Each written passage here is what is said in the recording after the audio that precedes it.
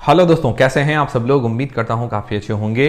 तो दोस्तों, इस फरवरी एंडिंग के अंदर दो मोस्ट डिमांडिंग जो आईपीओ थे, एक्सीकॉम टेलीसिस्टम का आईपीओ और प्लैटिनम इंडस्ट्रीज का आईपीओ, इन दोनों आईपीओ में अप्लाई करने के लिए आखिरी दिन था और आखिरी दिन इन दोनों आईपीओ को बहुत ही बंपर और जबरदस्त सब्सक्रिप्शन देखने को मिला।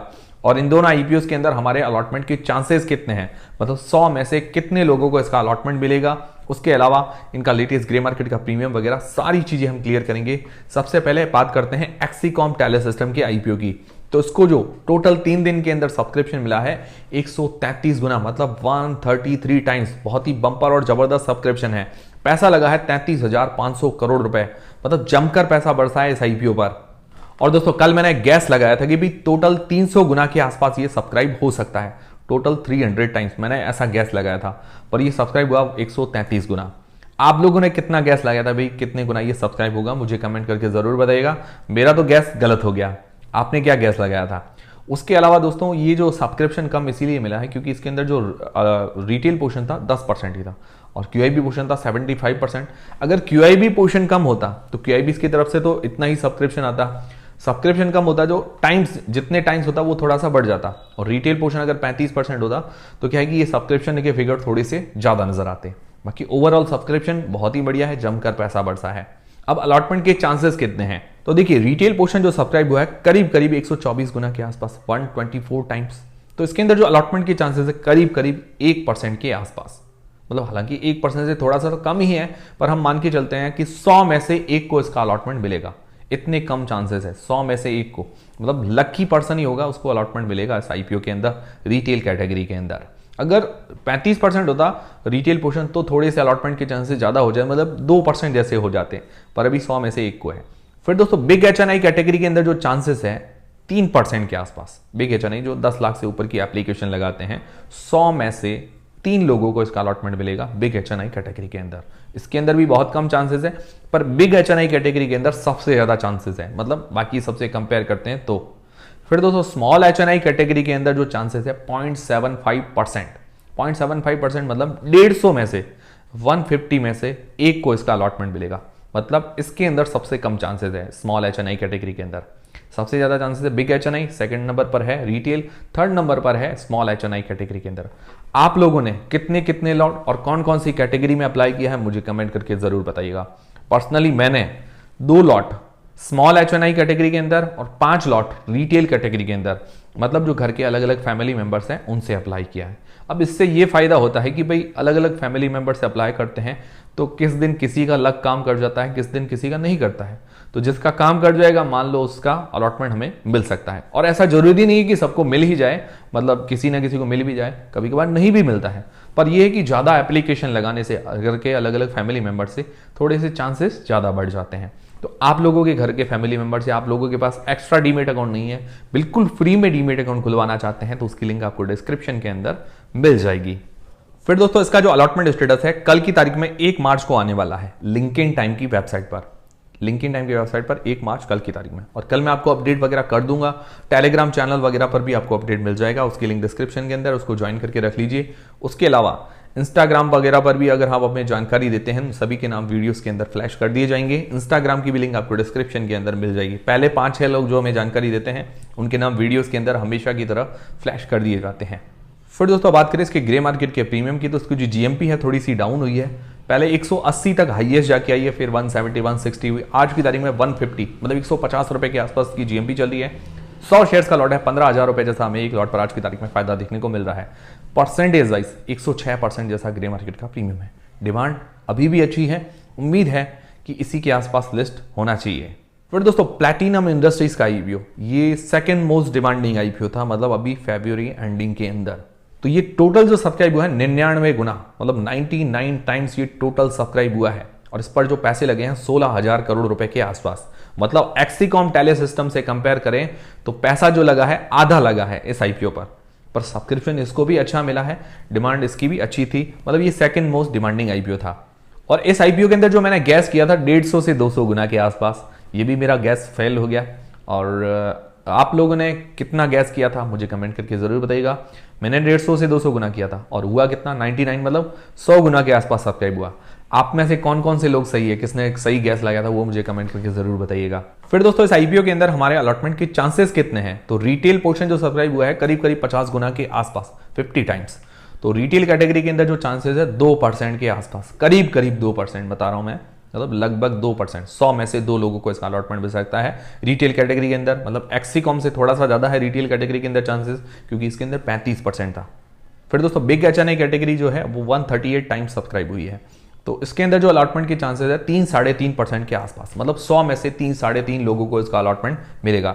इसके अंदर भी बिग एचएनआई कैटेगरी के अंदर अलॉटमेंट के चांसेस ज्यादा है, मतलब 10 लाख से ऊपर की एप्लीकेशन लगाने वालों के। फिर दोस्तों small HNI category 148 times subscribe हुई है, इसके अंदर भी जो चांसेस है 0.75%, मतलब 150 में से एक को इसका अलॉटमेंट मिलेगा। सेम जैसे एक्सीकॉम टैली सिस्टम के अंदर, वैसा इसके अंदर भी अलॉटमेंट के चांसेस है।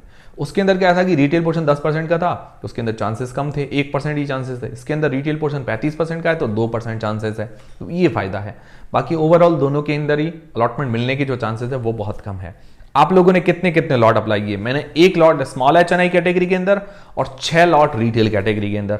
अब देखिए इतना ज्यादा फंड नहीं था कि भाई मैं सब में एचएनआई कैटेगरी के अंदर अप्लाई कर पाऊं, ठीक है। अब थोड़ा बहुत इधर उधर फंड बढ़ जाता है, जिस कारण क्या है कि उस तरह से मैंने अप्लाई किया। 1 लॉट मैंने पूरे फ्लैक्सी कैप एसएमई आईपीओ के अंदर भी अप्लाई किया है।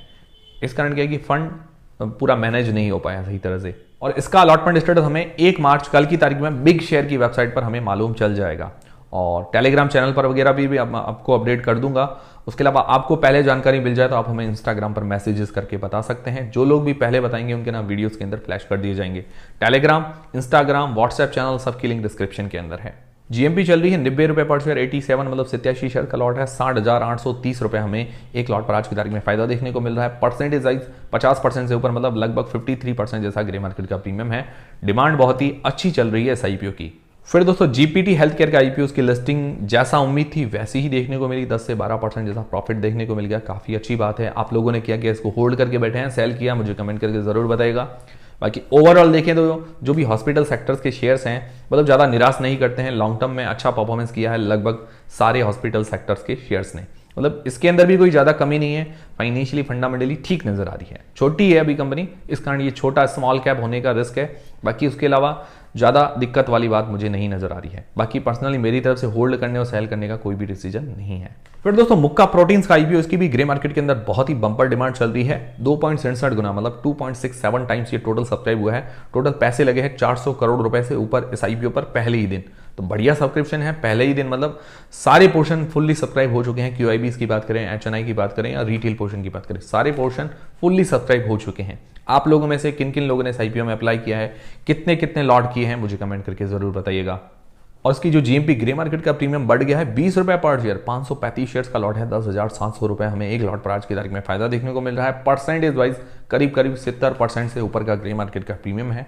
डिमांड इसकी बहुत ही अच्छी चल रही है, क्योंकि प्राइस बैंड थोड़ा सा रीजनेबल नजर आ रहा है। इस कारण क्या है कि लोग अट्रैक्ट भी हो रहे हैं। और बात करें इसके एंकर लिस्ट की, तो एंकर लिस्ट ठीक ठाक आई है। सब इंडियन इंस्टीट्यूशनल इन्वेस्टर्स हैं और ज्यादा बड़े नाम शामिल नहीं है। 10 में से 3 रेटिंग दे सकते हैं एंकर लिस्ट को। फिर दोस्तों भारत हाईवेज का जो आईपीओ, इस आईपीओ में अप्लाई करने के लिए आखिरी दिन है। तो क्या इस आईपीओ में अप्लाई करना चाहिए, नहीं करना चाहिए, तो उसके बारे में जानते हैं। तो सबसे पहले जीएमपी तो 0 चली, मतलब कोई भी डिमांड नहीं है ग्रे मार्केट के अंदर। और टोटल जो सब्सक्रिप्शन मिला है 1 गुना के आसपास, मतलब 1 टाइम्स टोटल सब्सक्राइब हुआ है। क्यूआईबी पोर्शन 0 गुना के आसपास, अदर पोर्शन 2.24 गुना सब्सक्राइब हुआ है। तो अभी ओवरऑल डिमांड देखा जाए बाकी सारे आईपीओ से कंपेयर करें तो थोड़ी सी कम है। अब अप्लाई करना चाहिए नहीं करना चाहिए, तो देखिए जीएमपी तो अभी 0 चल रही है। बाकी जीएमपी के भरोसे ना रहें, ये सिर्फ एक अंदाजा है। बाकी इसके अलावा मैंने आपको क्लियर भी किया था कि भाई अलग तरह का आईपीओ है, इन्वेस्टमेंट ट्रस्ट है। इसके अंदर क्या होता है कि भाई हम इन्वेस्ट करते हैं तो डिविडेंड के रूप में ज़्यादा हमें इनकम मिलती रहती है। हर क्वार्टरली डिविडेंड मिलता रहता है, जिस हिसाब से इसकी इनकम होती है। तो बाकी शेयर के अंदर मैंने देखा है जनरली ऐसे जो शेयर्स हैं उनके अंदर ग्रोथ कम मिलती है। मान लो 100 रुपए का शेयर आता है तो भाई 140 150 तक चला जाता है, फिर वापस डाउन हो जाता है। मतलब एकदम लॉन्ग टर्म में ग्रोथ थोड़ी सी कम मिलती है। तो ये जनरली मैंने देखा है, ऐसा ही पैटर्न है सेम। बाकी डिविडेंड मिलता रहता है, लगभग आप मान सकते हैं भाई 5 से लेकर 10-12% के बीच में मैक्सिमम डिविडेंड देखने को मिलता है। इससे ज़्यादा मैंने नहीं देखा है। और बाकी कुछ कुछ शेयर्स ऐसे हैं भाई, ऐसे REIT ट्रस्ट वाले हैं या इन्वेट वाले हैं, तो वो थोड़े से डाउन भी चले जाते हैं। तो ऐसा भी कभी कभार होता है, तो ये चीज़ आप ध्यान में रखिएगा। बाकी कंपनी देखिए फाइनेंशियली अभी थोड़ी सी वीक नजर आ रही है, डेट भी है। इस आईपीओ के अंदर जो मुझे एक पॉजिटिव पॉइंट लगा, इसकी एंकर लिस्ट बहुत ही अच्छी आई है। बाकी इसके अलावा ज़्यादा मुझे पॉजिटिव पॉइंट्स नज़र नहीं आए। तो आप लोग क्या करेंगे, क्या इस आईपीओ में अप्लाई करेंगे नहीं करेंगे, मुझे कमेंट करके ज़रूर बताइएगा। पर्सनली मैं तो ज़्यादा इंटरेस्टेड नहीं हूँ इस आईपीओ के अंदर। फिर दोस्तों आरके स्वामी का आईपीओ जो कि 4 मार्च को ओपन होने वाला है, इसका ग्रे मार्केट के अंदर भी कोई भी डिमांड नहीं है। रिव्यू का वीडियो मैं डाल चुका हूं, वो देख लीजिएगा। फिर दोस्तों जेजी केमिकल, इसकी डिमांड बहुत ही शानदार चल रही है, 27% के आसपास, 60 रुपए पर सेट, 67 शेयर्स का लॉट है, 4020 रुपए हमें एक लॉट पर आज की तारीख में फायदा देखने को मिल रहा है। परसेंटेज वाइज 27% जैसा ग्रे मार्केट का प्रीमियम है। डिमांड ठीक है इस आईपीओ की, मतलब खुलते ही अच्छी डिमांड है। प्राइस बैंड आया है 210 रुपए से लेकर 221 रुपए के बीच में, 67 मतलब 67 सेट्स का ये लॉट है। फिर दोस्तों गोपाल स्नैक्स, इसका प्राइस बैंड अभी तक अनाउंसमेंट नहीं हुई है, जल्दी अनाउंसमेंट हो जाएगी। इसकी डेट चेंज हो गई है, 6 मार्च से लेकर 11 मार्च के बीच में ये आईपीओ ओपन रहेगा। पहले 5 मार्च इसकी डेट आई थी, अभी 6 मार्च हो गई है। तो दोस्तों ये हो गई मेनलाइन आईपीओ के अपडेट्स। अब दोस्तों बात करें एसएमई आईपीओ के अंदर, तो पूर्व फ्लैक्सी कैप, इसकी डिमांड चल रही है करीब 150%, मतलब 150% के आसपास जीएमपी है। पर्सनली मैंने 2 लॉट अप्लाई किए इस आईपीओ के अंदर, एसएमई आईपीओ के अंदर, और आप लोगों ने कितने किए कमेंट करके जरूर बताइएगा। और बाकी जो अपकमिंग एसएमई आईपीओ के अंदर अगर बात करें, पुणे ई स्टॉक ब्रोकिंग, इसकी डिमांड 100% के आसपास चल रही है। बाकी देखिए दोस्तों जीएमपी के भरोसे ना रहें। पर्सनली मेरी तरफ से किसी भी आईपीओ या एसएमई आईपीओ में अप्लाई करने का कोई भी डिसीजन नहीं है। जो भी आप डिसीजन बनाएं, अपनी रिस्क और अपना एनालिसिस लगा के बनाएं। ये थे सारे आज के अपडेट्स। उम्मीद करता हूं हमारा वीडियो, हमारी जानकारी काफी आपको पसंद आई होगी, हेल्पफुल रही होगी, मतलब आपके लिए काफी हेल्पफुल रही है। तो वीडियो को एक लाइक जरूर करें, चैनल को सब्सक्राइब कर लें। मिलते हैं दोस्तों अगले वीडियो के अंदर। टेलीग्राम, इंस्टाग्राम और प्री में डीमेट अकाउंट, सबकी लिंक डिस्क्रिप्शन के अंदर है।